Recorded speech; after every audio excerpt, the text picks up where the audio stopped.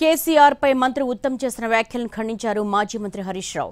సమైక్యాంధ్ర ఉన్న సమయంలోనే మంచి జరిగిందని ఉత్తమ్ మాట్లాడారని ఆగ్రహం వ్యక్తం చేశారు. నీలం తుఫాను వచ్చిన సమయంలో ఉత్తమ్ మంత్రిగా ఉండి వరంగల్కు పరిహారం కూడా ఇప్పించలేదని ఫైర్ అయ్యారు. పదవి కాపాడుకోవడానికి చూశారన్నారు హరీష్ రావు.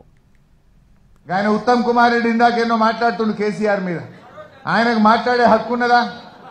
గతంలో కిరణ్ కుమార్ రెడ్డి ముఖ్యమంత్రి ఉన్నప్పుడు ఇదే ఉత్తమ్ కుమార్ రెడ్డి మంత్రిగా ఉండే. అప్పుడు నీలం తుఫాన్ అని ఒక తుఫాన్ వచ్చింది.